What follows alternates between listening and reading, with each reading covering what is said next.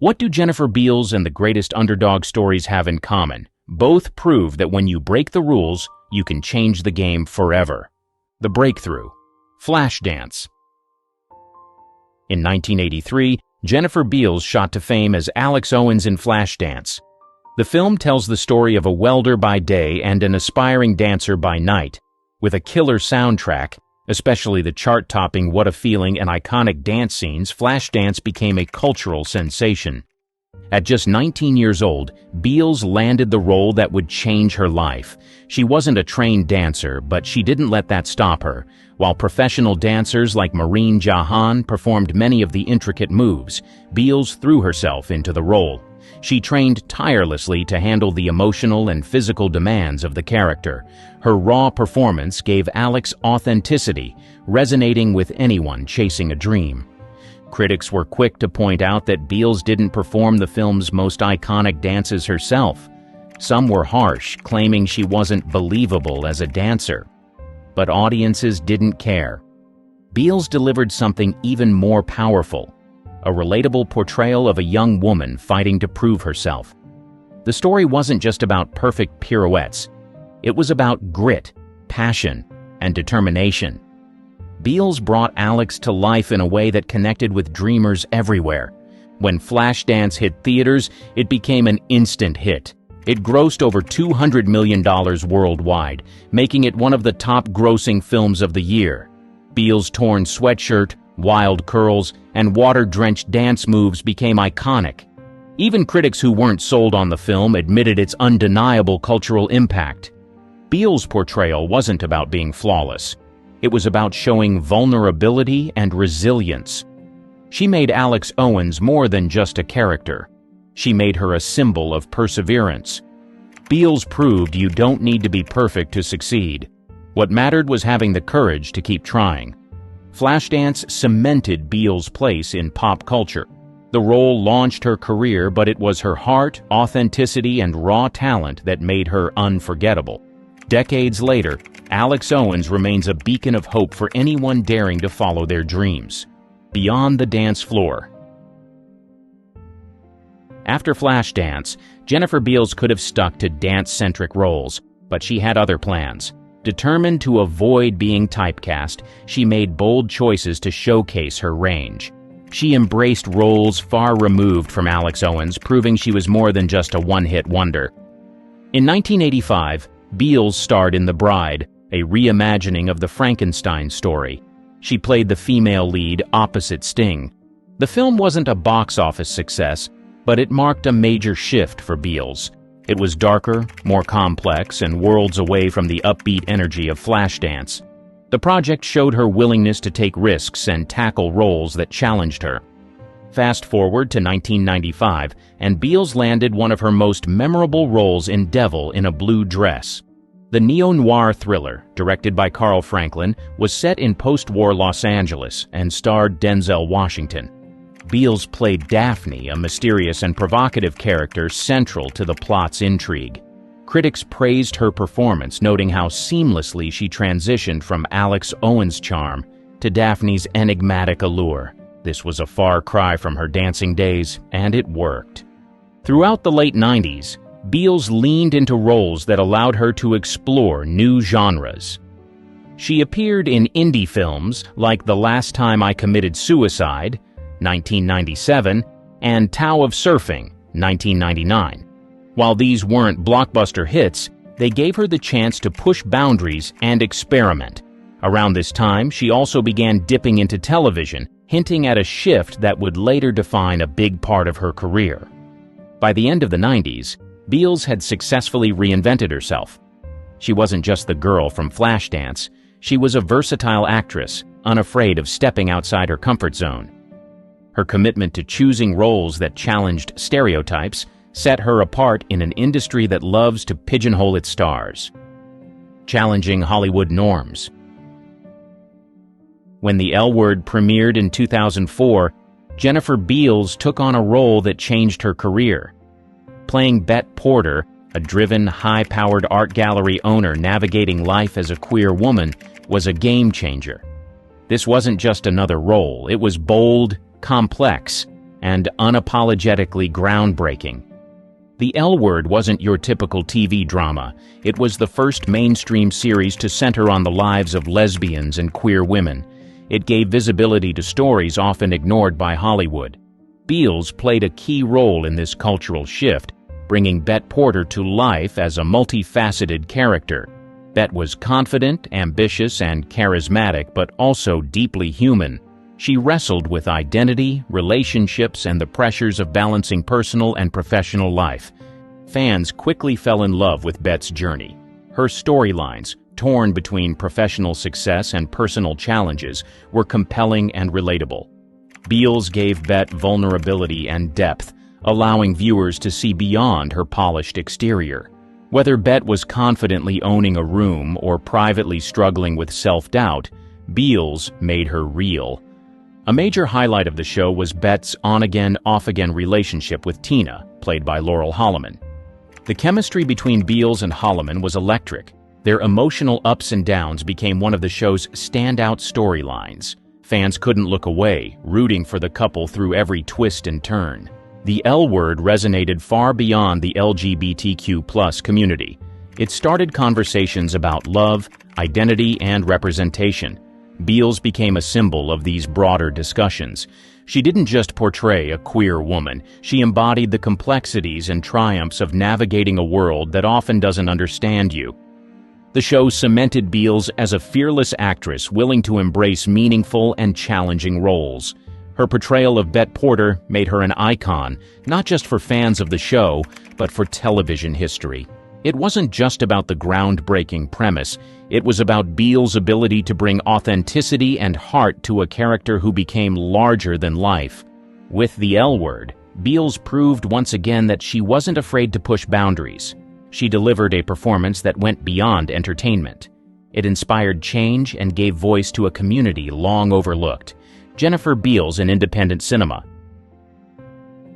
Jennifer Beals wasn't content to stick to big studio films. By the 2000s, she began carving a space for herself in indie cinema. Here, she could tackle unconventional roles and explore stories that Hollywood often ignored. It was a defining shift in her career, allowing her to step outside the box and experiment with more complex characters. In 2006, Beals appeared in The Grudge 2, a sequel to the popular horror film. While critics weren't impressed, audiences were. The movie grossed over $70 million worldwide. Though Beals wasn't the star, her presence added depth to the horror plot. It was proof she could still captivate audiences even in genre films. But her true magic happened in smaller, more intimate projects. In 2010, she starred in The Book of Eli, alongside Denzel Washington. The film, set in a dystopian future, showcased Beals in a gritty, post-apocalyptic role. It was a departure from her earlier glamorous characters. Her performance, marked by resilience and quiet strength, stood out. While the movie didn't dominate the box office, Beals showed she could adapt to darker, more nuanced roles. At the same time, Beals embraced indie films. These smaller productions gave her room to focus on characters with depth and emotional complexity. Projects like these let her flex her acting muscles in ways mainstream films rarely allowed.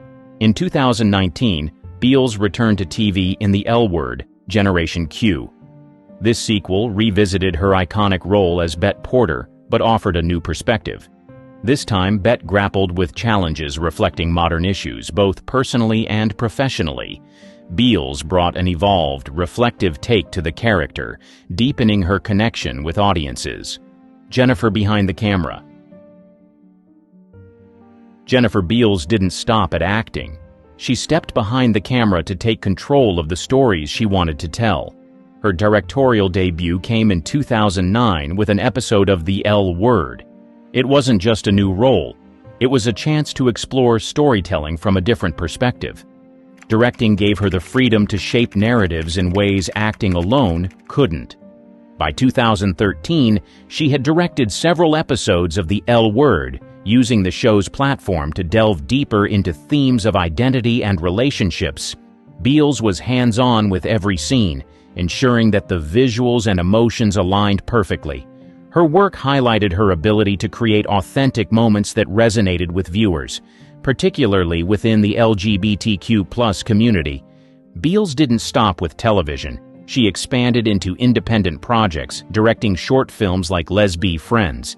This film tackled themes of female friendship and acceptance, subjects often overlooked in mainstream media. It was a perfect example of Beals' commitment to storytelling that breaks barriers. Independent projects gave her the creative freedom to explore bolder ideas without the constraints of studio-driven content. Her approach to directing wasn't about technical flair, it was about heart. Beals collaborated closely with writers, actors, and producers to bring underrepresented stories to life. Whether it was a fictional narrative or a real-world documentary, she made sure her projects had substance and purpose. She also worked on smaller documentary projects highlighting real stories that mattered. These weren't blockbuster productions, but they carried the weight of authenticity. Beals believed in the power of these stories to create change and spark conversations. Behind the scenes, Beals was known for her meticulous attention to detail. She brought the same discipline to directing that she applied to her acting career. Each project was an opportunity to push creative boundaries and amplify voices that weren't often heard. Jennifer Beals didn't just direct for the sake of it, she directed with intention. From groundbreaking television to intimate indie films, her work behind the camera proved that her creativity knows no bounds. Groundbreaker in personal advocacy. Jennifer Beals has always used her platform to stand up for causes that matter. She's an outspoken advocate for racial equality, gender rights, and LGBTQ+ representation. Her commitment isn't just talk, it's woven into her career and her life. As a biracial woman in Hollywood, Beals experienced firsthand the industry's lack of diversity. In 1987, she joined calls for better representation of actors of color in film and TV, a bold move in an industry still resistant to change. She often speaks about how her heritage shaped her perspective. Instead of taking roles that reinforced stereotypes, Beals sought out characters that reflected the complexities of race and identity. Her choices pushed for stories that were more real and inclusive. Beals's work on the L Word marked a turning point in LGBTQ+ representation on television. Playing Bette Porter, a confident queer woman navigating love and career, Beals became a symbol for authentic storytelling. Off-screen, she embraced the responsibility that came with the role. She partnered with organizations like the Human Rights Campaign, spoke at rallies, and lent her voice to the fight for marriage equality and legal protections for LGBTQ+ individuals. Her advocacy didn't stop there. Beals has been a tireless supporter of gender equality. She's vocal about the need for more women in leadership roles, especially in Hollywood. She has championed female directors, producers, and writers, calling for systemic change that empowers women to tell their stories. Her activism is rooted in action. Beals dedicates time and resources to nonprofits focused on women's rights, racial justice, and LGBTQ+ advocacy.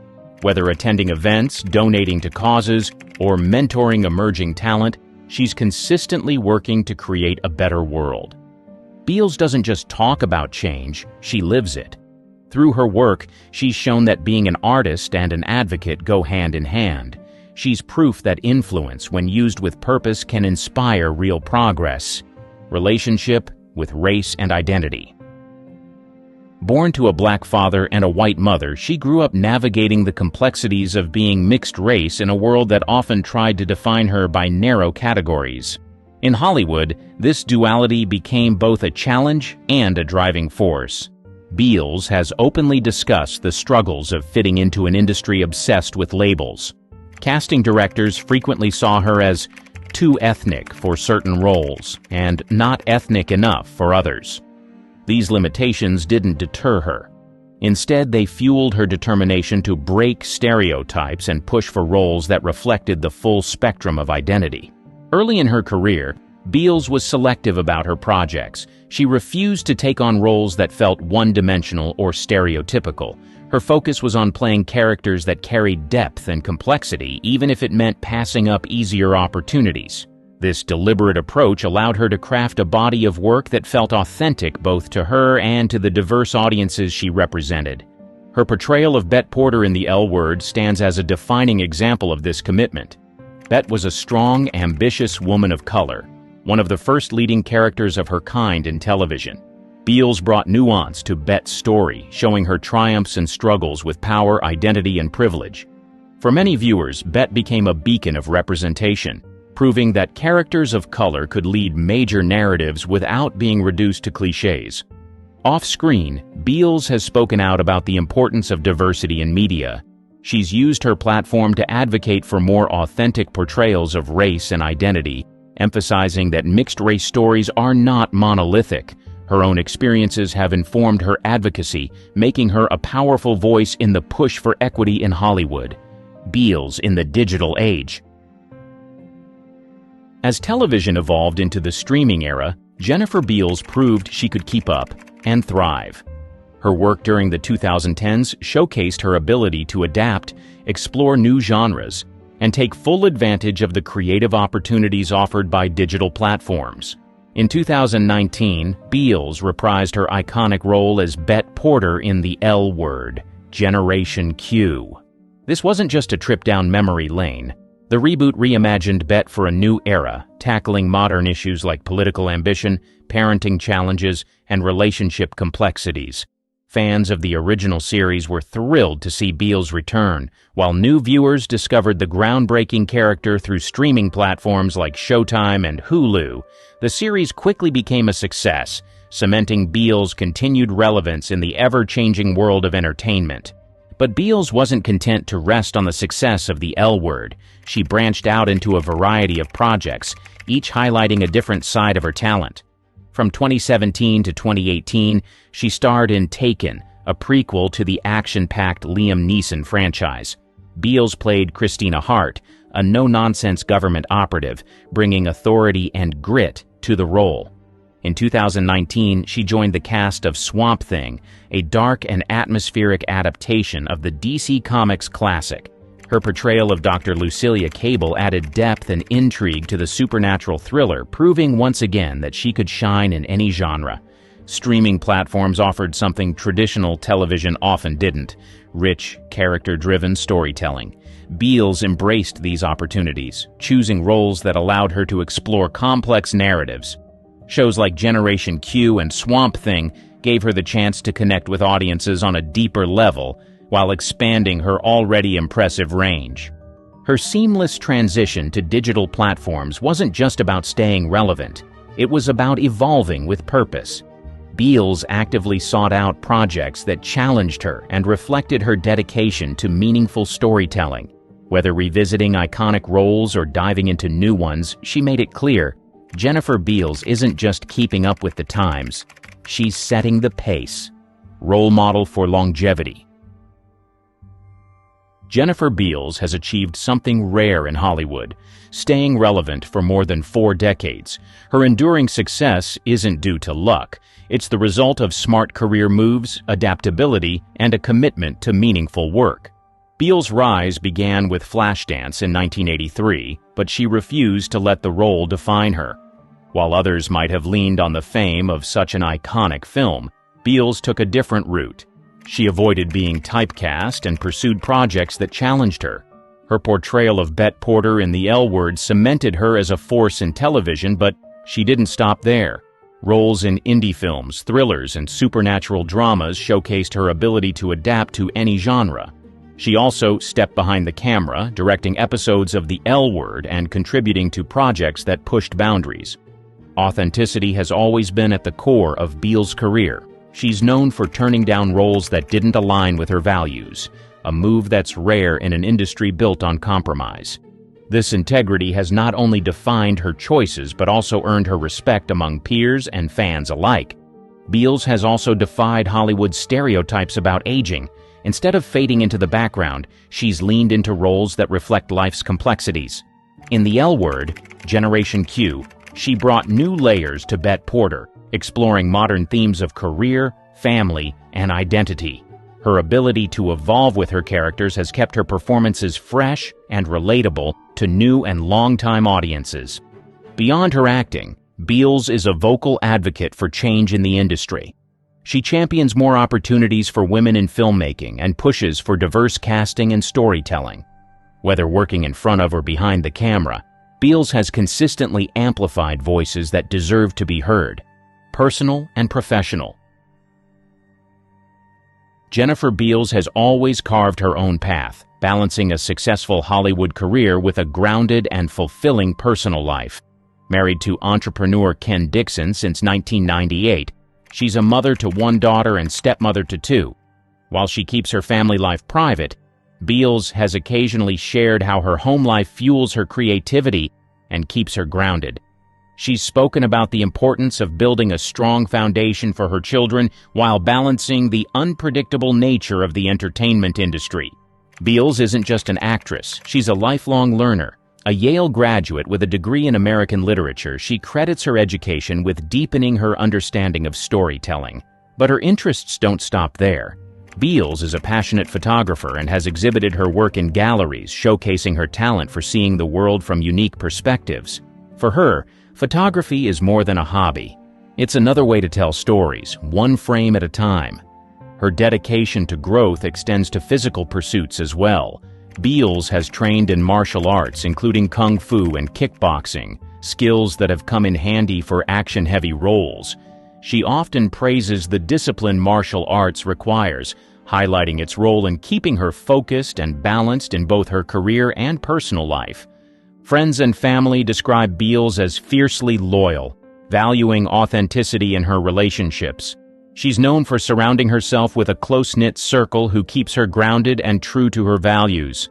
Hollywood may be chaotic, but Beals has managed to keep the drama on screen, avoiding the trappings of fame that have derailed many careers. When she's not working, Beals prioritizes creativity and mindfulness. Whether diving into new books, exploring art exhibits, or spending quiet moments with loved ones, she focuses on nurturing a life that's rich and balanced.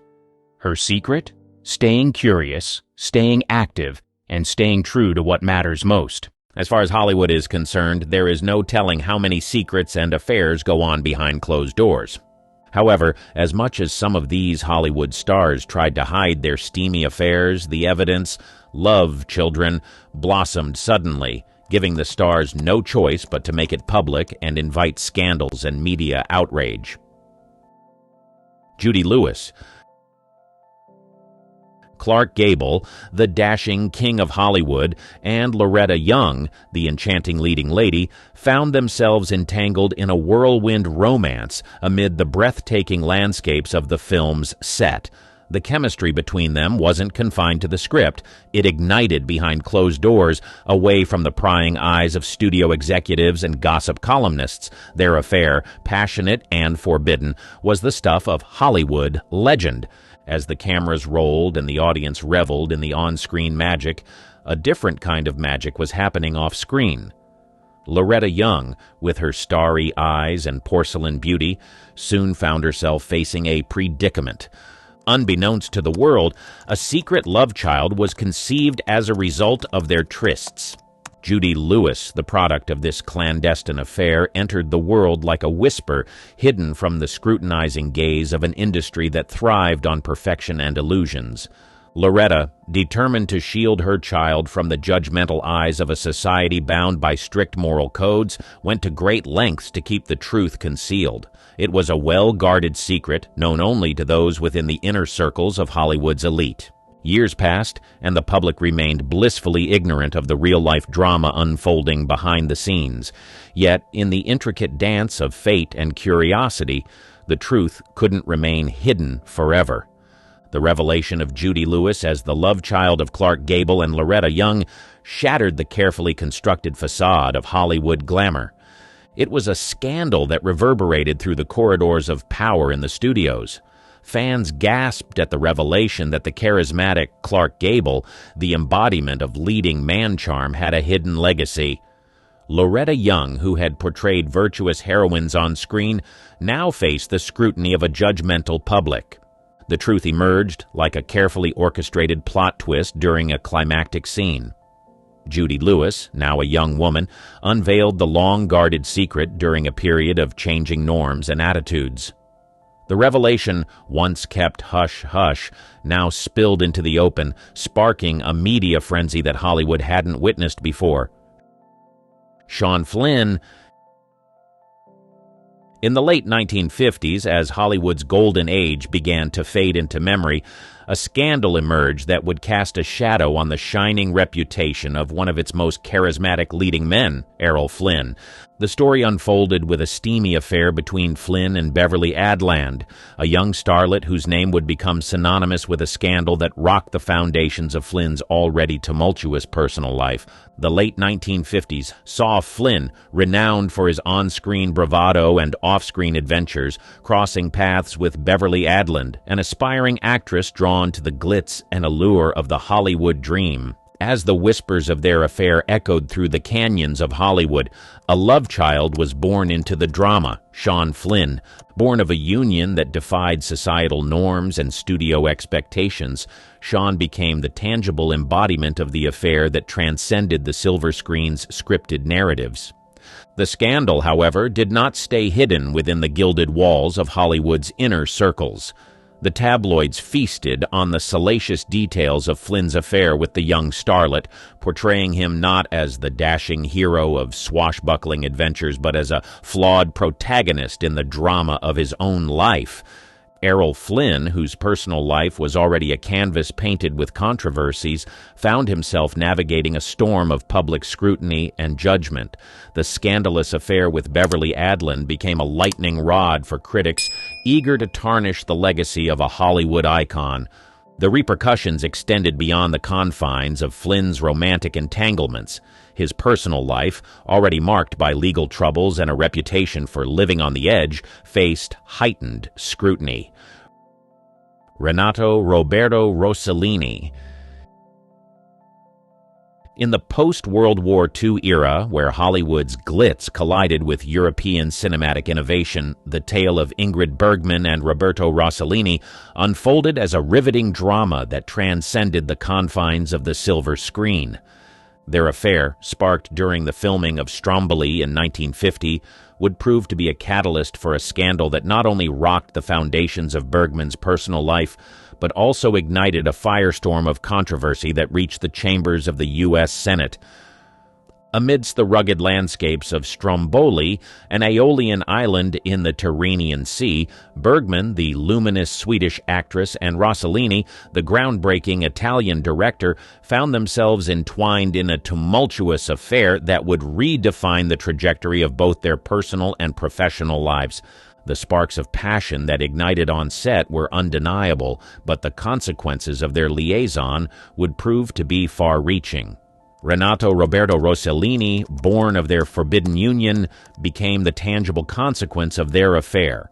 As whispers of their romance spread, it became clear that this was no ordinary Hollywood scandal. In an era dominated by conservative values, the love child born out of wedlock was a transgression that the moral gatekeepers of society were not prepared to overlook.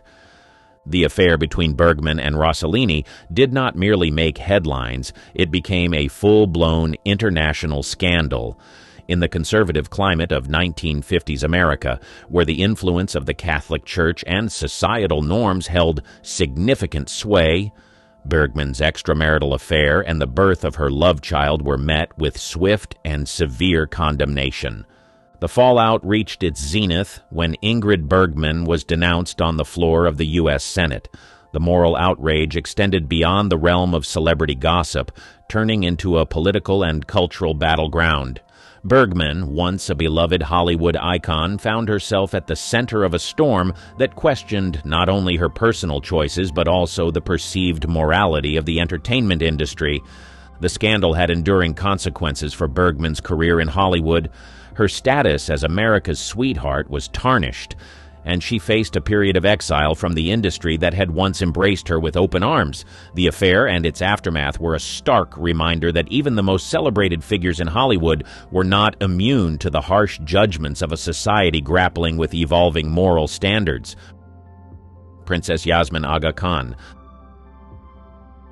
The love affair between Rita Hayworth and Prince Ali Khan emerged as a captivating tale that transcended the glitz of Hollywood and the opulence of European aristocracy.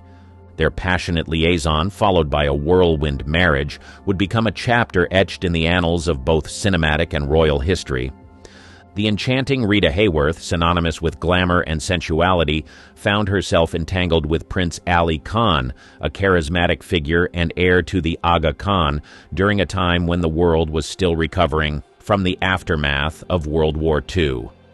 Their affair, shrouded in secrecy, soon burst into the spotlight, capturing the imagination of a global audience eager for a glimpse into the lives of the rich and famous. As the media feasted on the details of their scandalous romance, the allure of Hollywood merged with the mystique of royalty, creating a narrative that transcended continents. The affair's crescendo came with a surprising twist. The couple decided to tie the knot. Rita Hayworth, already a cinematic luminary, became a princess through her marriage to Prince Ali Khan, a move that added a regal layer to her already glamorous persona. Princess Yasmin Aga Khan, born of this union, embodied the fusion of two worlds, Hollywood and royalty. Yet the marriage and the scandalous affair that led to it were not without their challenges. The media's prying eyes and insatiable appetite for drama turned their every move into headlines, creating a pressure cooker of public scrutiny. The marriage between Hayworth and Khan, fueled by passion and fraught with the complexities of their respective backgrounds, attracted considerable attention. Their union was scrutinized not only for its cinematic and royal allure, but also for the clashes between tradition and modernity, as well as the clash of two vastly different worlds. In the end, the Hayworth-Khan affair and subsequent marriage became emblematic of an era where celebrity culture and royal prestige converged. It was a story that held the fascination of a global audience, blurring the lines between reality and the carefully constructed narratives of Hollywood and European aristocracy. As Rita Hayworth embraced her role as a princess and mother, the echoes of her scandalous affair reverberated through the years. The tale of the Hollywood siren and the prince remained a captivating chapter, one that Hollywood would not soon forget. Liv Tyler. Among the love children featured in this compilation, Liv, the daughter of Steven Tyler, stands out as the most widely recognized. Steven Tyler's liaison with fashion model Baby Buell in 1977 resulted in the birth of Liv, though at that time their relationship was short-lived. The intriguing twist in Liv's story lies in the fact that for the first 8 years of her life, she was under the impression that her biological father was Todd Rundgren, her stepfather. The revelation about her true parentage came to light during an interview on The Jonathan Ross Show, where Liv shared the moment she uncovered the identity of her father. She described the realization, saying, "I kind of figured it out because he looked exactly like me, and I have a sister named Mia who is a year younger than me. I saw her standing at the side of the stage at a concert, and I was literally looking at my twin." This revelation added a layer of complexity to Liv's familial ties, as she had grown up with a different understanding of her lineage. The intertwining relationships and the unexpected twist of discovering her rock star father at the age of 8 make Liv Tyler's story a fascinating chapter. Click this video to see 10 Hollywood stars suspected to be murderers. In an era when speaking one's mind was reserved for the bold, Mae West dared to whisper, then shout her truths into the roaring silence of societal expectation. She was a woman who owned her desires, her wit sharper than the censorship that sought to silence her. With a career that danced daringly on the edge of scandal, West became not just a subject of controversy, but a beacon of unapologetic self-expression. As whispers turned into headlines, Mae West's provocations were not merely for shock value, they were declarations of her fierce independence. Her battles with censorship were legendary, a testament to her refusal to be anything but authentically Mae. But were her scandalous quips and daring roles merely the antics of a Hollywood starlet, or were they the calculated moves of a woman far ahead of her time? Mae West, the scandalous queen of early Hollywood, was more than just her controversies. She was a pioneer, a strategist in the art of fame, using scandal as a spotlight to illuminate her talent and challenge the status quo. This video delves into the life of Mae West, a woman who wielded her wit and sexuality like weapons, cutting through the constraints of her time to leave an indelible mark on Hollywood and beyond. Prepare to uncover the story of Mae West, a woman who was not just a part of Hollywood's history, but a force that helped shape it. A Star is Born. In the bustling streets of Brooklyn, New York on August 17, 1893, a star was born into an era ripe for change. Mae West, christened Mary Jane West, entered the world with a spark that would ignite a firestorm of controversy and admiration in equal measure. The daughter of a prize fighter and a corset model, Mae inherited a blend of toughness and allure that would define her persona both on and off the stage. From a young age, Mae was no stranger to the spotlight. By the tender age of 7, she was performing at church socials, her confidence overshadowing her years. It wasn't long before the vaudeville stages of New York called, and Mae answered with gusto. By her teens, she was a seasoned performer, crafting characters that flirted with the boundaries of propriety and daring to say what others only dared to think. The early 1900s were a time of rigid social norms and strict moral codes, but Mae West saw these as mere suggestions. Her first foray into Broadway with the play Sex in 1926 was a bold declaration of her views on sexuality and freedom. The play was a sensation, not just for its content, but for the audacity of its creator. Mae not only wrote the play, but also starred as its lead, embodying the role of a liberated woman in control of her destiny. Sex was a triumph in attendance, but a scandal in the eyes of the law. In 1927, Mae was arrested and charged with obscenity. The trial was a spectacle, with Mae using the courtroom as yet another stage from which to project her unyielding belief in personal freedom. She served 8 days in jail, a sentence she claimed to have worn like a badge of honor, turning her incarceration into yet another tool for publicity. This brush with the law did little to deter Mae. If anything, it solidified her status as a provocateur and a champion of free expression. She returned to Broadway with Diamond Liil in 1928, a play that introduced the world to one of her most enduring characters. Diamond Liil was a flamboyant, savvy woman of the night, traits that would become synonymous with West herself. Mae West's early career was a dance between scandal and success, each step carefully choreographed to challenge the status quo while captivating the public's imagination. She was more than an actress or a playwright. She was a cultural icon in the making, a woman whose name would become etched in the annals of entertainment history. Broadway's provocateur. Following the uproar of Sex and her brief stint behind bars, Mae West's resolve only strengthened. She returned to the Broadway stage with Diamond Liil in 1928, a production that would cement her status as a theatrical force. The character of Diamond Liil, a savvy, sexually autonomous woman navigating the underbelly of New York society, was a reflection of West herself. Bold, unapologetic, and deeply in tune with the complexities of female power and desire, Diamond Liil was a roaring success, captivating audiences with its blend of humor, drama, and Mae's undeniable charisma. The play's success was a testament to West's skill as a writer and performer, but also to her keen understanding of public appetite. She knew what people wanted, entertainment that was both provocative and intelligent, and she delivered it with unmatched flair. The success of Diamond Liil catapulted Mae to new heights of fame. She became a fixture of the New York social scene, her every move followed by the press. Yet, despite her growing celebrity, Mae remained focused on her craft. She continued to write and perform, pushing the boundaries of what was considered acceptable on the Broadway stage. In the early 1930s, Hollywood began to take notice of this Broadway sensation.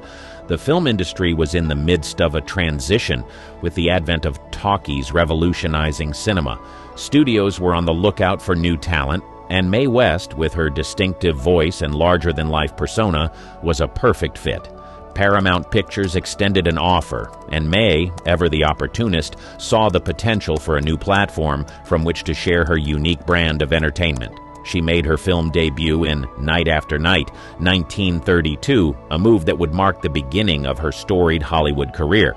But Mae's transition to film was not just a change of medium, it was a strategic expansion of her influence. In Hollywood, she would not only be a star, but a writer and a shaper of her own image. She negotiated unprecedented control over her scripts, ensuring that her film characters echoed the boldness and wit of her stage personas. Hollywood Calls. As Mae West stepped into the glittering world of Hollywood, she brought with her the audacity and wit that had made her a Broadway star. Her arrival in the film industry was timely. Hollywood was in the throes of the pre-code era, a golden window before strict censorship would clamp down on the creative liberties filmmakers enjoyed. Mae's debut in Night After Night was more than just an entrance. It was a declaration that she was here to stay, and Hollywood would never be the same. Mae's impact was immediate. In Night After Night, a film that initially had her cast in a supporting role, Mae's presence was so magnetic that she stole the show. Her famous line, delivered with the perfect blend of innuendo and confidence, "Why don't you come up sometime and see me?" became an instant catchphrase, embodying the Mae West persona that would captivate audiences. Paramount Pictures, recognizing the goldmine they had, quickly signed Mae to a contract, making her one of the highest-paid actresses of her time. With this new platform, Mae took Hollywood by storm, starring in and scripting films like She Done Him Wrong, 1933, and I'm No Angel, 1933. These films not only showcased Mae's talent, but also her unparalleled ability to craft characters and narratives that resonated with audiences while pushing societal boundaries. She Done Him Wrong and I'm No Angel were monumental successes, breaking box office records and saving Paramount Pictures from the brink of bankruptcy. Mae's portrayal of strong, sexually confident women was revolutionary, offering a stark contrast to the demure female roles that had dominated the screen. Her characters were in control, unafraid of their desires and unapologetically themselves, reflecting Mae's own philosophy of life. However, Mae's success and her challenges to societal norms did not go unnoticed by the censors. The Hays Code, Hollywood's attempt to self-regulate content deemed immoral or obscene, was about to take full effect, and Mae West's films were squarely in its sights. Her work, which thrived on double entendres and sexual innuendo, was exactly the kind of content the code aimed to cleanse from the silver screen. The tightening of censorship marked a turning point in Mae's career. Her subsequent films faced heavy editing and censorship, diluting the very essence that made her work stand out. Despite these challenges, Mae's spirit remained unbroken. She continued to work within the confines of the code, using her wit and intelligence to navigate the restrictions placed upon her. Mae West's foray into Hollywood was a testament to her brilliance as an entertainer and her resilience in the face of adversity. She had not only made her mark, but had also paved the way for future generations of women in entertainment, challenging the industry's norms and fighting for the freedom of expression. Hollywood had called, and Mae West had answered, forever altering the landscape of American cinema. The censorship battles. As Mae West's star ascended in Hollywood, so too did the scrutiny of her work. The early 1930s, a period of relative freedom in film content, was drawing to a close, and the Hays Code, introduced in 1930 but loosely enforced, was about to tighten its grip on Hollywood. Mae, with her risque dialogue and bold portrayals of female sexuality, found herself at the forefront of this impending cultural clash. The release of I'm No Angel in 1933 coincided with a pivotal moment in Hollywood history. The film, which Mae both wrote and starred in, was a box office triumph, but it also became a lightning rod for censorship debates. May's character, a circus performer who uses her wit and charm to climb the social ladder, was a direct challenge to the traditional roles women were expected to play, both on screen and in society. The success of May's films had made her an icon of empowerment, but to the newly empowered Production Code Administration led by Joseph Breen, she represented a threat to moral standards. The administration began to enforce the code more strictly, demanding cuts and changes to scripts before they could be produced. May's work was particularly targeted, with censors meticulously combing through her dialogue for any hint of impropriety.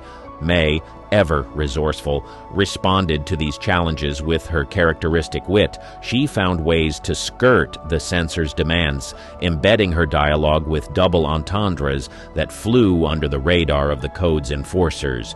Her ability to do so was a testament to her skill as a writer and her understanding of the cultural boundaries she was navigating. Despite her efforts, the enforcement of the Hays Code marked a shift in Mae West's career.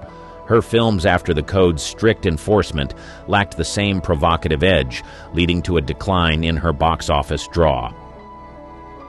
The landscape of American cinema was changing, and May, once the queen of innuendo and sexual freedom, found her kingdom increasingly constrained by censorship.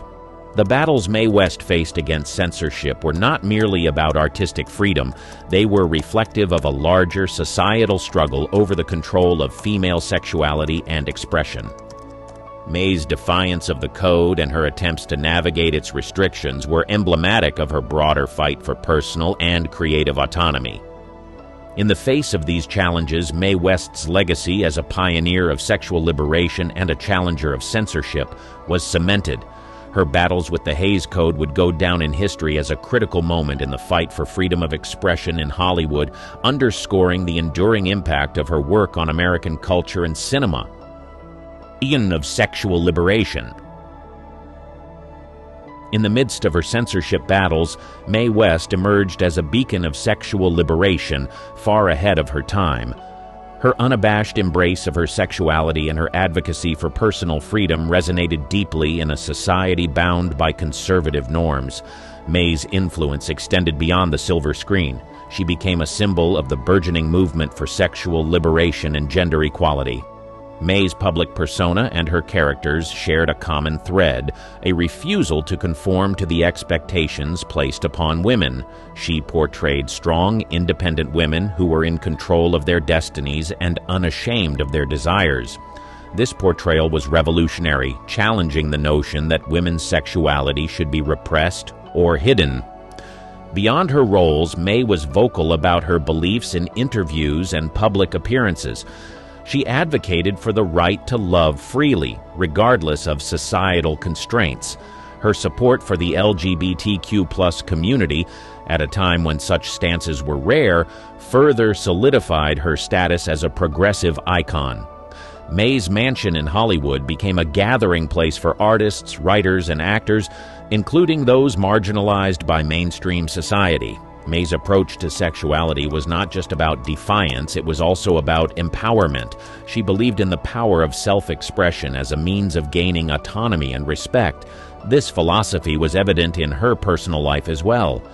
May's relationships, often with younger men, defied the double standards that celebrated male sexuality while vilifying female desire. The impact of Mae West's advocacy for sexual liberation was profound. She opened doors for discussions about sexuality and gender that would gain momentum in the decades following her heyday. Her legacy in this arena is a testament to her foresight and courage. May understood that the personal was political, and her life was a living example of this principle. The art of scandal. Mae West's career was a masterclass in the art of scandal, a delicate dance between controversy and acclaim that she navigated with unparalleled grace. Each scandal, rather than diminishing her star, only seemed to burnish it further, endearing her to a public hungry for the bold and the sensational. May understood the power of scandal not just as a tool for publicity, but as a weapon against the constraints of her time.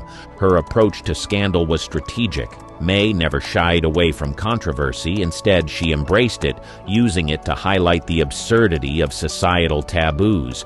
Her arrests and the censorship battles she faced were not setbacks, but opportunities to engage in a larger conversation about freedom of expression and the role of women in society. May's ability to turn scandal into dialogue was a testament to her intelligence and her understanding of the media landscape. May's scandals were not just personal battles, they were public performances that challenged the status quo. Her arrest for sex and the subsequent trial was a national sensation, covered extensively in the press. May's response to the controversy was to wear it as a badge of honor, famously quipping that it had taken her all the way to bank. This ability to spin scandal to her advantage was one of May's most remarkable talents. The art of scandal, as practiced by Mae West, was about more than just generating headlines. It was about challenging and changing cultural norms.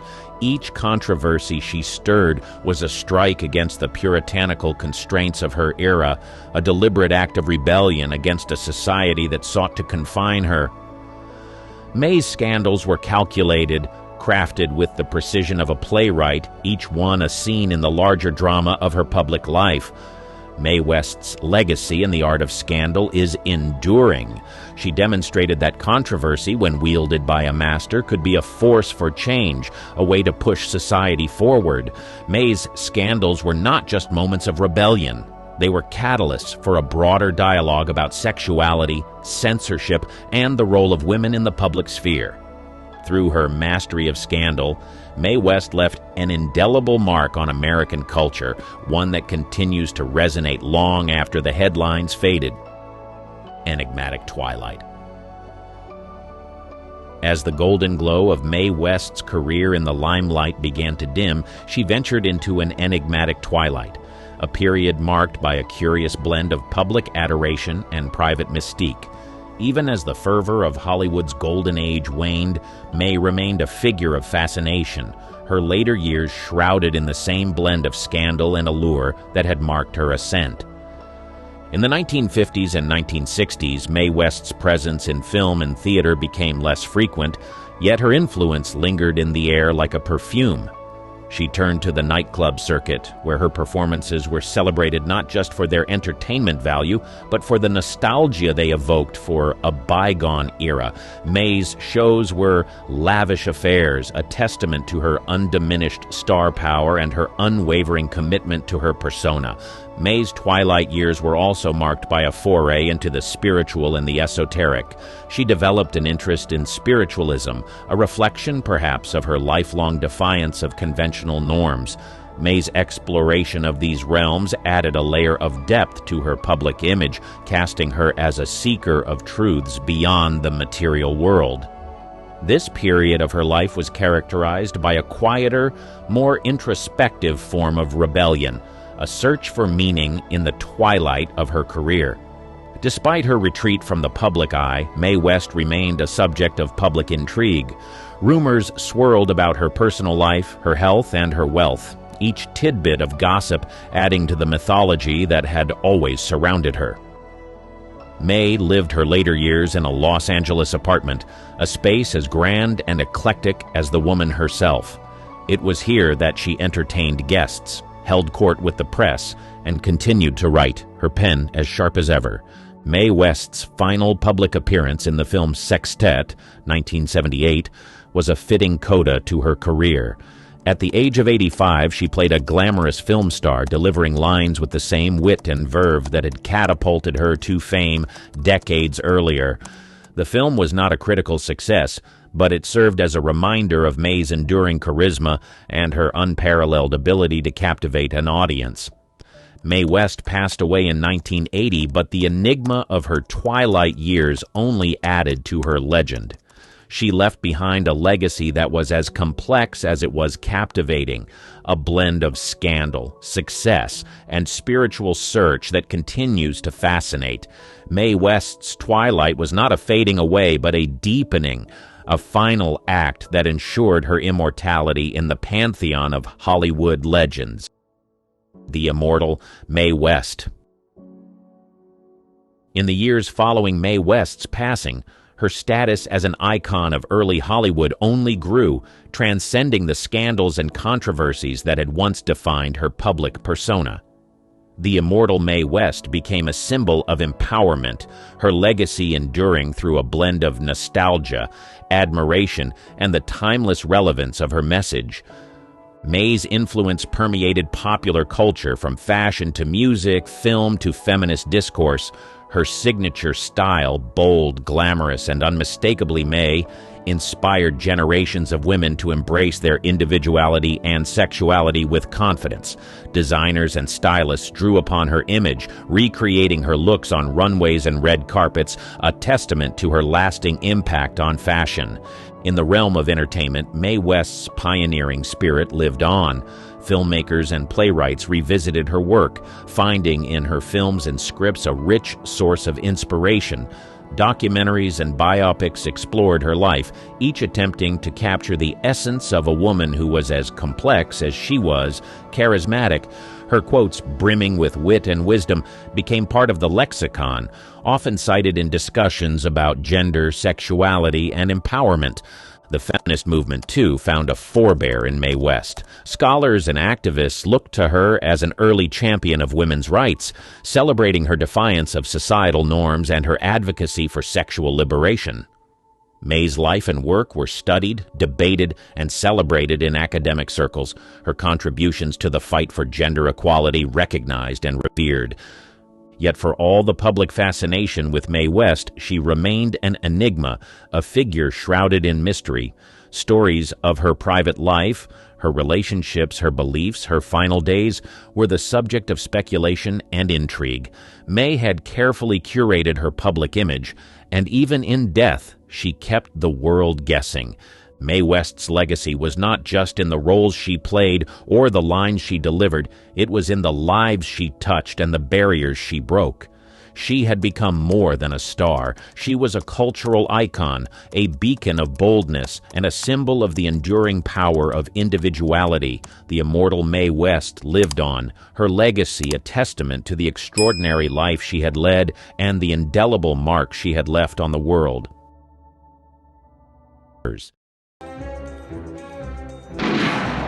A Bond film that went nowhere. A thriller with no thrills. A cartoon that confused everyone. Kim Basinger's career has had some serious misfires, and we're counting down the absolute worst. Buckle up. This is going to be rough. The misfire that started it all. Before Never Say Never Again gave Kim Basinger mainstream recognition, she was still navigating Hollywood's casting gauntlet. Every young actress in the early 80s was chasing that breakout role, and Mother Lode seemed like a promising step up. It had a recognizable name attached, Charlton Heston, a Hollywood legend directing and starring in the film. The setting? A remote, eerie landscape in the Canadian wilderness, perfect for an atmospheric thriller. Anne Basinger, cast as the female lead opposite Heston's deranged gold prospector. In theory, it should have worked. In reality, it was a sluggish mess. The plot follows a couple searching for a missing friend in the Yukon. Their journey leads them to an isolated mining camp run by Heston's character, a paranoid, violent hermit guarding a secret. What should have been a tense survival thriller quickly spirals into a slow-moving, dialogue-heavy slog with clunky pacing. There's no real suspense, no compelling character arcs, just long, drawn-out scenes that fail to go anywhere. Basinger, still establishing herself in Hollywood, had little to work with. Her character lacked depth, serving mainly as a supporting figure to the male leads. While her presence added some much-needed visual appeal, critics barely acknowledged her performance. The New York Times called the film unbearably slow, and Variety dismissed it as forgettable, barely even mentioning Basinger's role. That's how little impact she had in the film. The Bond misstep. James Bond movies are supposed to launch careers, not stall them.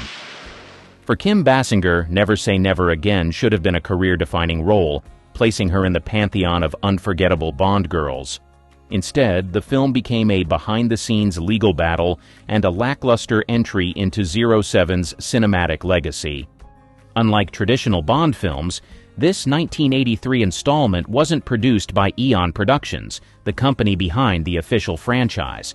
Instead, it was an unauthorized remake of Thunderball, 1965, made possible due to a long-standing rights dispute between writer Kevin McClory and Bond's original creators.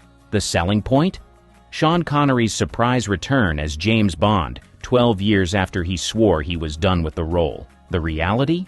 A clunky, outdated, and lifeless production that lacked the sleek style of its official counterpart, Octopussy, released the same year. Basinger was cast as Domino Petacci, a character previously played by Claudine Auger.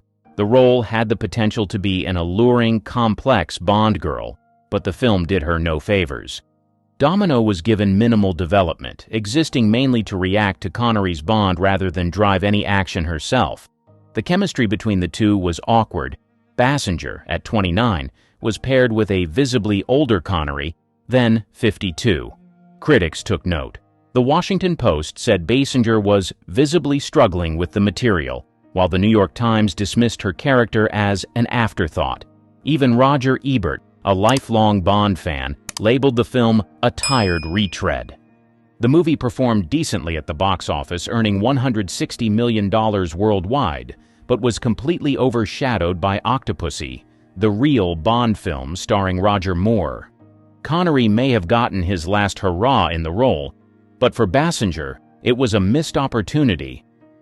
In later interviews, she admitted regret over the film, stating, "I had no idea what I was walking into." When Batman couldn't save her. Riding high off the success of Batman, 1989, Kim Basinger was one of Hollywood's most in-demand actresses.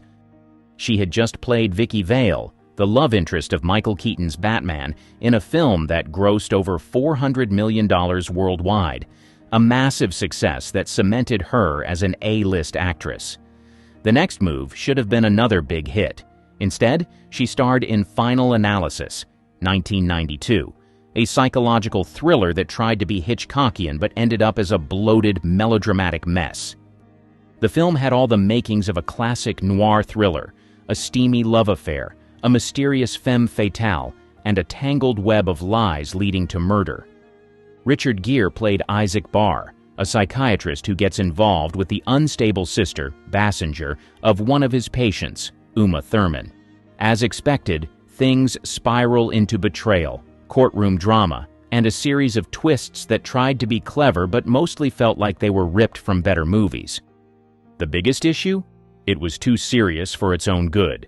The film took its absurd premise and played it with such intensity that it became unintentionally laughable. Basinger's character, Heather Evans, was supposed to be an enigmatic, vulnerable woman hiding dark secrets. Instead, she felt more like a soap opera caricature, whispering cryptic lines and staring dramatically into the distance. The chemistry between Basinger and Gere was non-existent, making their passionate affair feel forced. Critics weren't kind. Entertainment Weekly said Basinger was going through the motions, and the Los Angeles Times called the film a movie that thinks it's smarter than it is.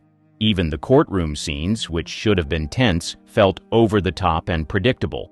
Audiences weren't impressed either. The film had a $30 million budget but only managed to scrape $28 million at the box office, failing to turn a profit.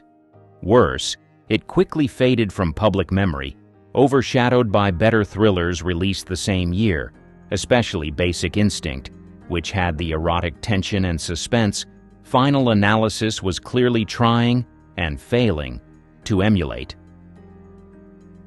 A laughable crime flick. Action movies in the 90s were either massive blockbusters or complete disasters. The real McCoy landed in the latter. Kim Basinger, fresh off her Batman fame, played Karen McCoy, a world-class bank robber recently released from prison and trying to turn her life around. But of course, Hollywood loves a one-last-job storyline, so she gets pulled back into a high-stakes heist against her will. Sounds promising, right? On paper, maybe. In execution, a lifeless, formulaic mess. The film's biggest problem was its complete lack of originality. Every single plot beat had been done before, and done better. The criminal who wants to go straight but gets blackmailed? Seen it. The reluctant team-up with a cocky young thief? Played by Val Kilmer? Done to death. The villain threatening her family if she doesn't comply? Check. There wasn't a single fresh idea in the script. Then there was the chemistry, or lack of it. Basinger and Kilmer shared the screen, but it was like watching two actors from different movies. Kilmer, playing a reckless wannabe thief, was meant to bring charm and comic relief. Instead, his character felt unnecessary, and his interactions with Basinger were awkward at best. Their forced romance subplot didn't help. The action sequences were equally uninspired. For a movie about a master thief, the heist scenes had no tension, no clever twists, and no real excitement. Everything felt routine, as if the film was just checking off the standard action thriller boxes without putting in any effort. Even the climactic bank robbery was so predictable that you could guess every move 5 minutes ahead. Critics didn't hold back. The New York Times called it as generic as its title, while Variety took direct aim at Basinger's performance, saying she was sleepwalking through a role she's too good for. It was clear she wasn't given much to work with, but the movie didn't do her any favors either. Financially, it was a flop. With a $24 million budget, it barely made $6.5 million domestically. International sales helped a little, but it still fell far short of breaking even. Audiences simply weren't interested, and the real McCoy was quickly forgotten. The animated disaster. On paper, Cool World looked like a wild, edgy alternative to Who Framed Roger Rabbit. In reality, it was a chaotic mess, both on and off the screen. Kim Basinger played Hollywood, a sultry cartoon character desperate to become human. The concept had potential, but the execution was a disaster. Director Ralph Bakshi, known for his gritty animated films, Fritz the Cat, Heavy Traffic, originally pitched Cool World as a dark, R-rated horror film where a human fathered a child with a cartoon character. Paramount had other ideas. The studio reworked the script into a watered-down, confused hybrid of noir, fantasy, and slapstick comedy. The final product? A jumbled mess that couldn't decide on its audience. Production was just as disastrous as the movie itself. The cast reportedly had no idea what kind of film they were making, with major script changes happening mid-shoot. Gabriel Byrne, who played a cartoonist sucked into the animated world, admitted in an interview that he barely understood the plot. Basinger had originally signed on for a much darker film, but after the studio shifted gears, she tried to reframe her role. She later admitted she took Cool World in hopes of creating a movie her kids could enjoy. Given how disjointed and bizarre the final product turned out, they probably didn't. Critics destroyed the film. Roger Ebert gave it 1 star, calling it an incomprehensible disaster with no wit, no humor, and no fun. The Washington Post called it a stylistic nightmare, and Entertainment Weekly described Basinger's performance as awkwardly misplaced. Audiences weren't interested either. The film flopped hard, making just $14 million against a $28 million budget. It didn't gain a cult following like Roger Rabbit or other experimental animation projects. It simply vanished. The career-killing flop. Winning an Oscar is supposed to open doors, not shut them. After L.A. Confidential, 1997, Kim Basinger had her pick of roles. She could have gone for another prestige drama, a blockbuster, or even a well-crafted indie film. Instead, she chose I Dreamed of Africa, a slow-moving, overly sentimental misfire that did nothing but stall her momentum. This 2000 drama was based on the memoir of Kuki Gallman, an Italian socialite who moved to Kenya and embraced a new life in the wild. The story had potential, exotic landscapes, personal transformation, and the resilience of a woman surviving tragedy. But potential means nothing if the execution is weak, And that's exactly what happened. Basinger played kooky with an air of distant melancholy, but instead of an emotionally gripping performance, critics found her detached and disconnected. The Chicago Tribune said she looked as if she were in a different movie. That wasn't far off. The film didn't know whether it wanted to be a sweeping adventure, a tear-jerking tragedy, or a National Geographic documentary. The result was a painfully slow narrative where dramatic moments lacked impact, and scenic shots of African landscapes couldn't mask the lack of tension. And then there were the production issues. Filming in Africa came with logistical challenges, from unpredictable weather to wildlife disruptions. The film ran over budget, ballooning to $50 million, an enormous sum for a drama with no action or major effects. Universal Pictures had expected an awards-worthy performance from Basinger, but audiences didn't care. The movie limped to a $14 million box office total, a complete financial disaster. Critics didn't hold back. Rolling Stone called it lifeless, while Variety dismissed it as scenery without substance. Audiences were even harsher. The film was forgotten within weeks of release, and Basinger's career took a hit she wouldn't recover from for years. A failed thriller. By the early 2000s, supernatural thrillers were dominating the box office. The Sixth Sense was a massive hit. Stigmata and End of Days cashed in on the apocalyptic horror trend. But for every success, there was a disaster, and Bless the Child was one of the worst. Kim Basinger, fresh off an Oscar win for LA Confidential, should have had better offers.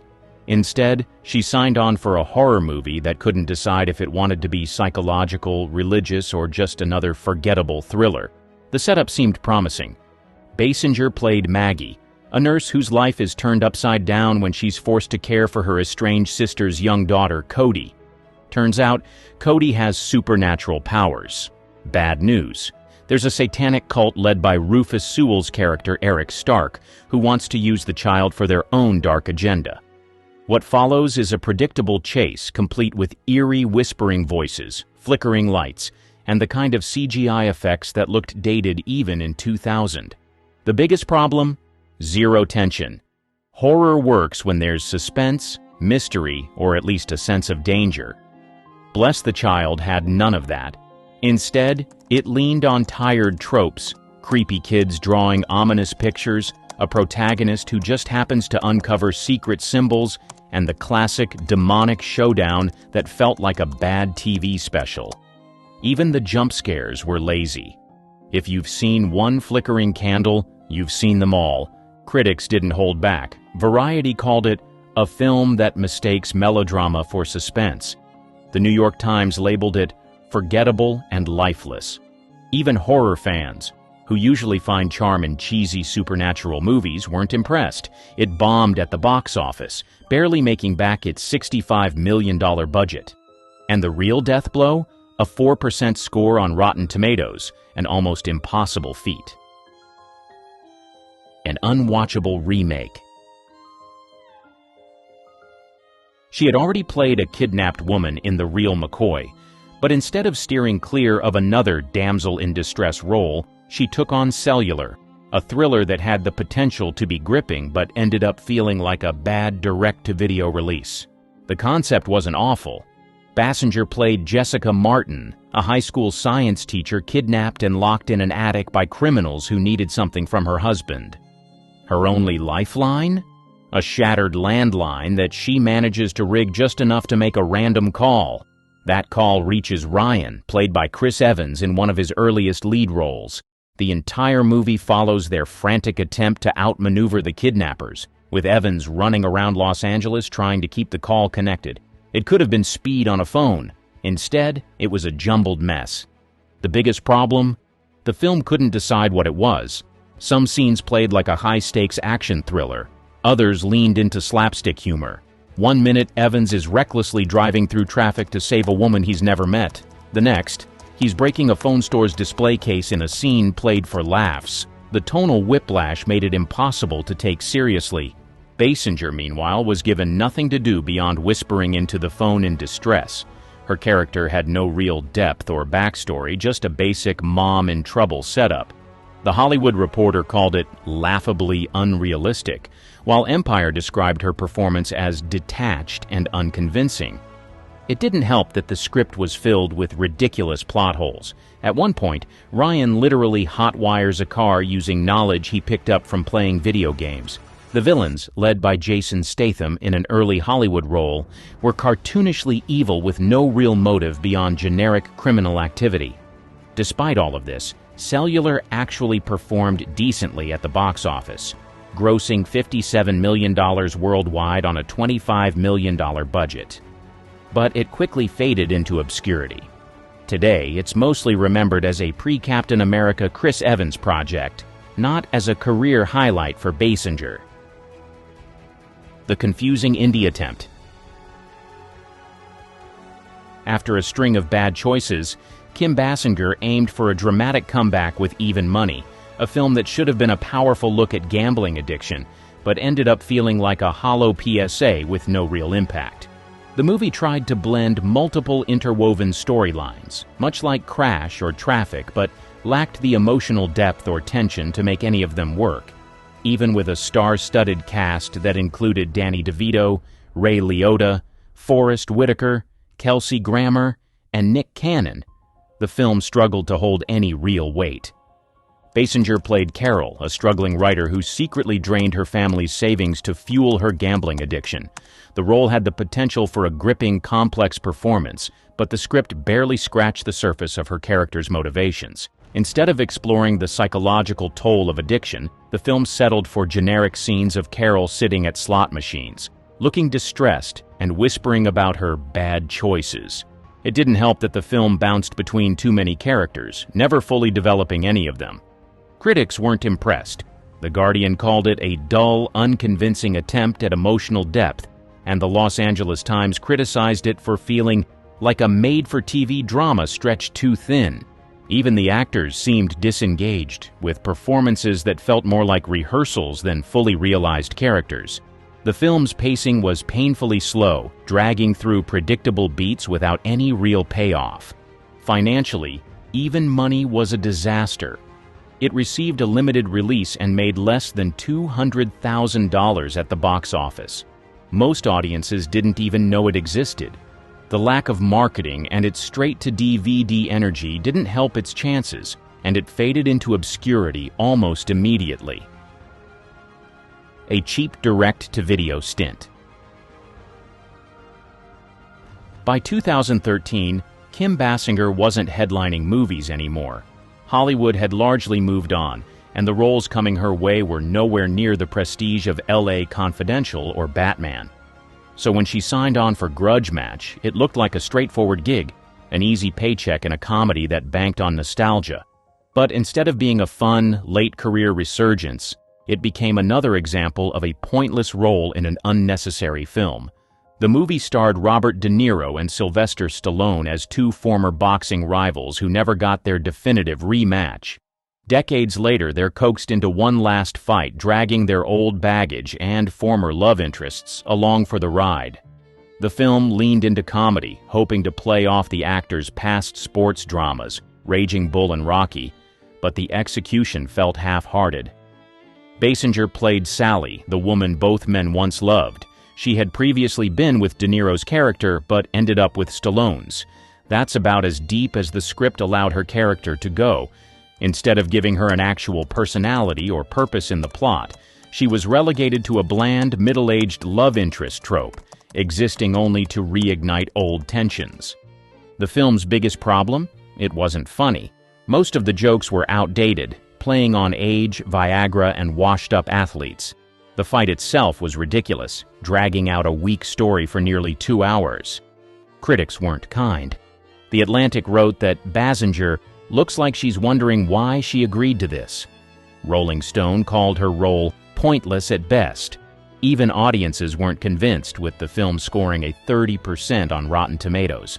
Financially, it wasn't a complete bomb, grossing $44 million on a $40 million budget, but that barely covered marketing. It came and went with little impact, another forgettable late-career choice. Basinger, once a major Hollywood draw, had been reduced to supporting roles in films that no one remembered 6 months later. Grudge Match was just another misstep in a career filled with them: leaked beach photos, a married white lover, studio threats. Dorothy Dandridge didn't just cross Hollywood's unspoken lines, she stomped on them in heels. What she revealed, on and off screen, made her unforgettable and untouchable. The Cotton Club child star. Before she was a Hollywood headline, Dorothy Dandridge was a young performer shaped by ambition and a strict showbiz routine. Her mother, Ruby, had big plans, and early on, Dorothy and her sister Vivian toured as the Wonder Children, delivering song and dance numbers at church events and small theaters. They performed wherever they were allowed, mostly at segregated black venues in the South or big city clubs that bent the rules for child talent. One of those places? The Cotton Club in Harlem. It was flashy, packed with white elites, and completely off-limits to black patrons, unless they were performing. Dorothy stood under the spotlight while knowing she couldn't sit in the audience. Still, the crowd loved them. Lena Horne and Duke Ellington were also regulars there, but Dorothy? She stole attention without saying a word. Her looks helped, no doubt. Wide eyes, perfect skin, and that confidence, that's what got her noticed. But she wasn't just cute. She could harmonize, dance, and land every note with zero effort. The trio performed with Cab Calloway's band and even toured with the Jimmy Lunsford Orchestra. Big names, big stages, no school, no normal life, and no backup plan. The sisters got a gig in A-Day at the Races, 1937, with the Marx Brothers singing backup in a church scene. It was a small moment, but Dorothy got a taste of Hollywood. She wanted more. By her teen years, the group split. Dorothy wanted to go solo. It was risky. Black women weren't leading ladies, and Hollywood wasn't handing out scripts. But she pushed ahead anyway, chasing auditions while still taking voice and dance lessons on the side. Ruby worked as a maid to keep them afloat. She never had a childhood, not really. But she had something better: momentum. And in those early club gigs where she had to be perfect to even be seen, Dorothy Dandridge built the drive and charm that would later stop Hollywood in its tracks. That spotlight never left her, not even when it burned. Hollywood's exotic sideshow. She didn't walk into Hollywood. She was shoved into a box before she got through the door. By the early 1940s, she was auditioning constantly, but the roles were insulting. Island girls, dancers, background beauties, never the lead, and never fully clothed. Producers didn't care about her acting chops. They wanted the cheekbones, the curves, the exotic charm. In Bahama Passage and Hit Parade of 1943, she was styled to look foreign, barely given lines, and used as decoration. Hollywood had no idea what to do with a black woman who looked like a movie star. She played a sexy jungle girl in Tarzan's Peril. She played a sultry singer in Atlantic City. Each time the camera lingered on her body. It was no secret. She was cast to titillate, not to perform. And yet, she made people pay attention. Even with one-liners, she brought presence. She also turned heads off-screen. Dorothy was often photographed in tight gowns with glamorous curls and smoldering eyes. Magazines called her dangerous. Columnists danced around her race, using terms like dusky beauty or foreign allure. They wouldn't say black, but they couldn't look away either. Still, studios wouldn't give her a decent script. She was too beautiful to be taken seriously, and too black for mainstream leads. When she turned down a role as a maid, her agent said she was being difficult. She wasn't. She was just done playing stereotypes. Dorothy knew the system was rigged. If she smiled too much, she was flirtatious. If she didn't, she was cold. She had to show just enough skin to stay booked, but not enough to be banned. A tightrope with no net. The Scandal of Bright Road. In 1953, something strange happened. Dorothy Dandridge got a role with no sultry dresses, no tropical backdrops, and no need to seduce anyone. Bright Road cast her as a soft-spoken, educated schoolteacher in the rural South. It wasn't sexy, it wasn't exotic, it was real. Critics were caught off guard. She shared the screen with Harry Belafonte, who played the new principal. The story followed a troubled young student, and Dorothy's character wasn't there to entertain. She was there to guide. The shock, she pulled it off gracefully. Audiences expected Carmen. They got calm, but that calm was layered. She carried strength in her stillness. She didn't raise her voice or flash a grin to charm her way through scenes. Instead, she delivered quiet power, and it worked. Still, the film flopped at the box office. Studios blamed the cast. They claimed moviegoers weren't ready for a serious drama starring two black leads. Others whispered something different, that Dorothy, without the glamour, wasn't marketable. She didn't buy it. She knew what they were really saying, that her value came from fantasy, not talent. Bright Road had cracked that image. She wasn't just beautiful. She could act. The movie's failure should have buried her, but instead, it put her on a different radar. Directors who once brushed her off now looked twice. Because if she could hold a film without revealing skin, maybe she wasn't just decoration. Maybe she was dangerous in a different way. Dorothy kept her head up. She told a reporter, "I want to play women with depth. I want to make people feel something." Bright Road gave her that. Briefly, the industry took note, but they didn't double down on giving her dignity. Instead, they plotted something else, to test how far she'd go in the other direction, and her next role would silence all doubts. Carmen Jones, too hot for censors. By 1954, Dorothy was done being patient. She landed the lead in Carmen Jones, a role that would define her career and shake Hollywood to its core. The film was an all-black remake of Bizet's opera Carmen, produced by Otto Preminger. Dorothy played Carmen, a factory worker turned seductress. But this wasn't the island girl routine. Carmen had agency, fire, danger. Dorothy played her without flinching. She didn't sing. Opera star Marilyn Horne dubbed the vocals, but that didn't matter. Her body language told the story. Her stare melted screens. Her movements were deliberate, calculated. Every second screamed confidence. The censors panicked. Dorothy's performance was bold for any woman in the 50s, let alone a black actress. Her wardrobe, filled with off-shoulder tops and tight skirts, wasn't scandalous by modern standards, but in the 50s it was explosive. The Hays Code nearly shut the film down. Audiences were stunned. Some theaters refused to show it. Others doubled security for premiere nights. Black audiences were proud. White audiences were curious. And everyone was talking. Dorothy wasn't just magnetic, she was undeniable. Even critics who dismissed her before called her incendiary. She got an Oscar nomination for Best Actress, making history as the first black woman ever to be recognized in that category. She didn't win. Grace Kelly did, for The Country Girl. But it didn't matter. Dorothy had already broken the rules. Still, the attention wasn't all applause. Church groups called the film immoral. Studios started treating her like she was the character. She got scripts that were all seduction, no story. Once again, her body spoke louder than her talent to the people who held the power. The Forbidden Love Affair.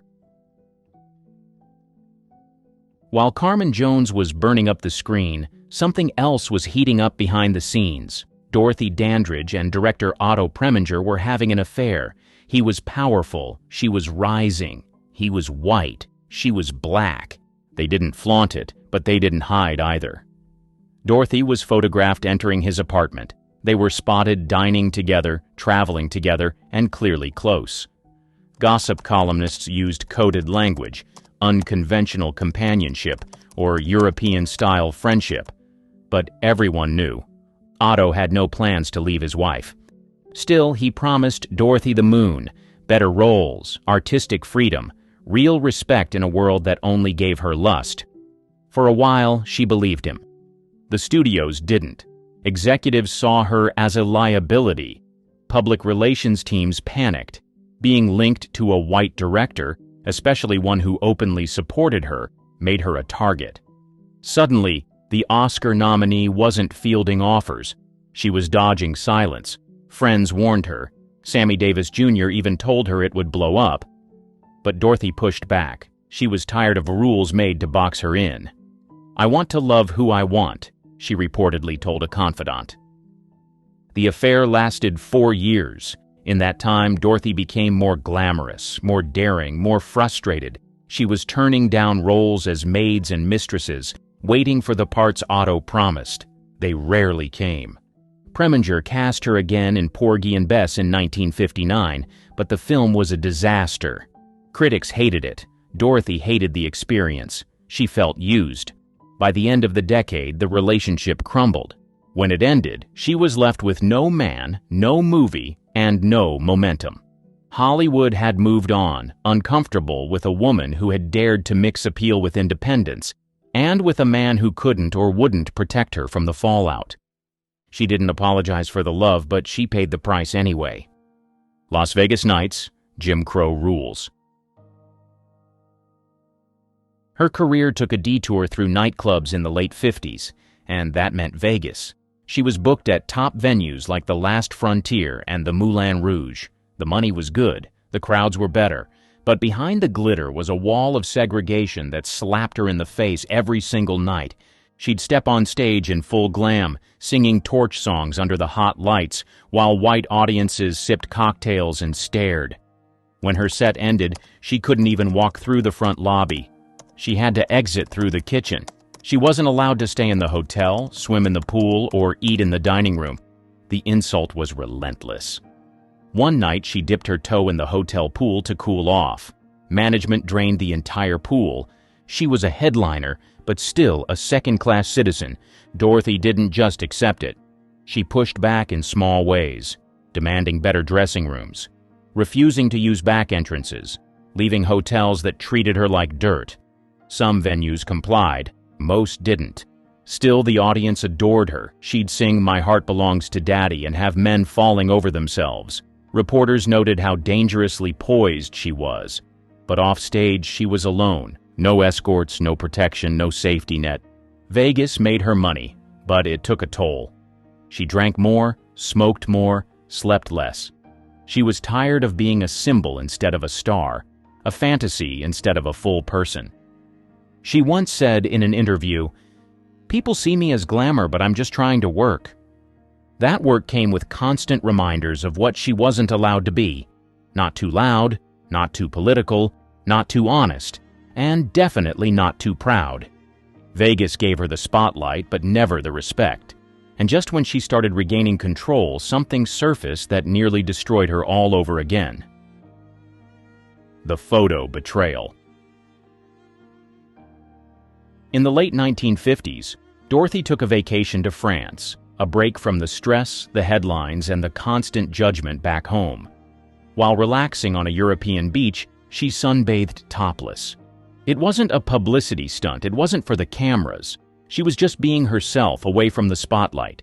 But someone was watching. A photographer snapped pictures without her consent. The images weren't immediately published, but they didn't disappear either. A few years later, they resurfaced, quietly passed around, then leaked to the press. The timing couldn't have been worse. Her career was already shaky, and the photos became fuel for gossip columns looking to stir trouble. Dorothy was humiliated. She hadn't posed for anything explicit. She hadn't signed off on the images. But that didn't matter. Just the idea of her in a vulnerable moment became a scandal.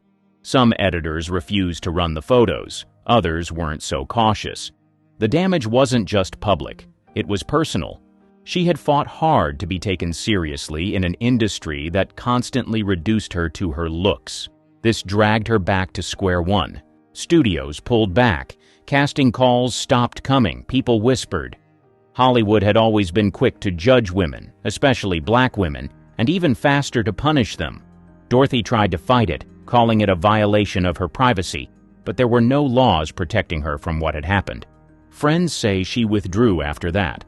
She stopped appearing at major events. She turned down roles that felt exploitative. But with fewer choices, the work dried up.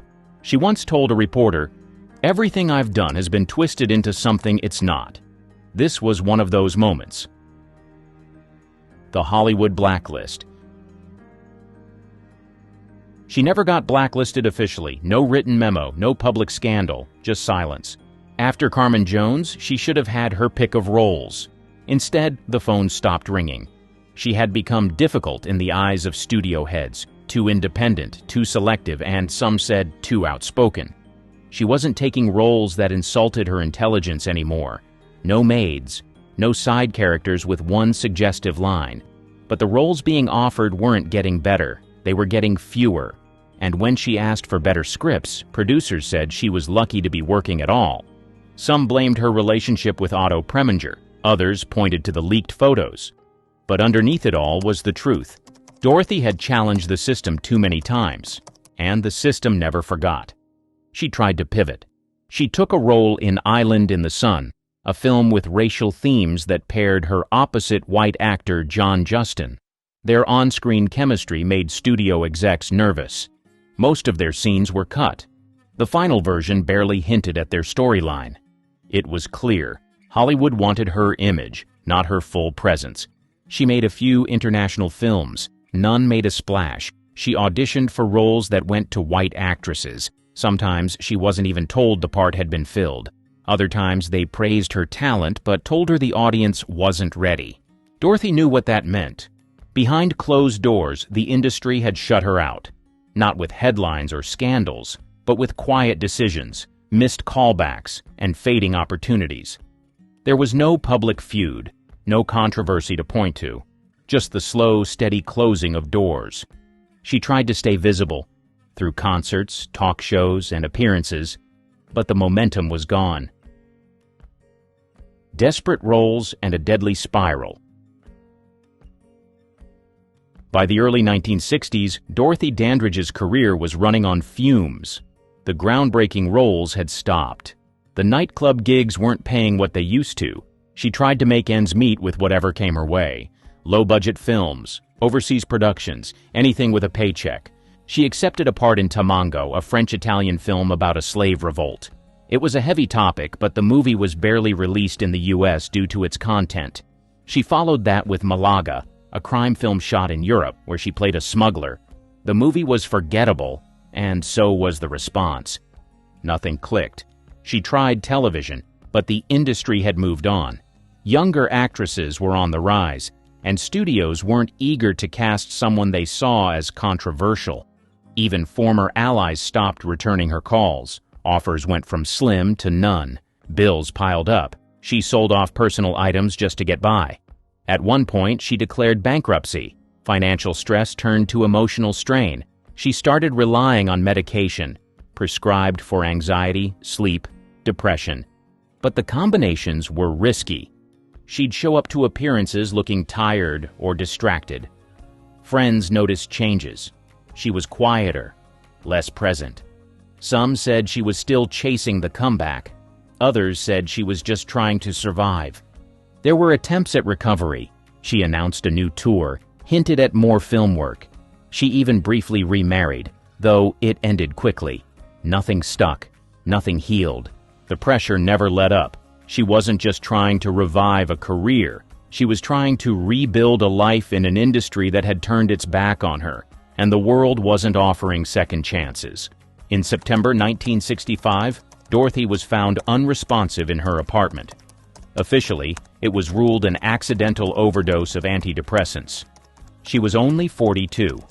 There was no dramatic fallout, just a quiet goodbye to a woman the spotlight loved, and then forgot. A death that still raises eyebrows. The official report stated she died of an accidental overdose, but the circumstances felt off. Friends said she had been in good spirits. She was reportedly planning a trip, discussing new work, even making payments on old debts. Nothing pointed to despair. Then there was the physical evidence. A hematoma was found on her forehead, suggesting a fall or impact, but no one could confirm how it happened. There was no sign of forced entry, no note, just silence. Her manager found her alone in her apartment, lying on the bathroom floor. Some believed it was a tragic miscalculation, too many pills taken at the wrong time. Others quietly wondered if the pressures, the loneliness, and the long road of rejection had caught up with her. Her death certificate listed acute drug intoxication, but rumors never stopped circulating. Whispers of foul play, of financial exploitation, of people in her life who didn't have her best interests at heart. No claims were ever proven, but the doubt lingered. Hollywood didn't make a big deal of her passing. There was no massive tribute, no front-page send-off. A few columnists wrote about her beauty. Some remembered Carmen Jones, but most headlines faded within days. It wasn't until years later that the world began to look back with real clarity. People realized Dorothy wasn't just a glamorous starlet. She was one of the first black women to demand more than scraps in a system built to shut her out. She took risks others wouldn't. She told stories others were afraid to touch, and she made it impossible to ignore her, even when it cost her everything.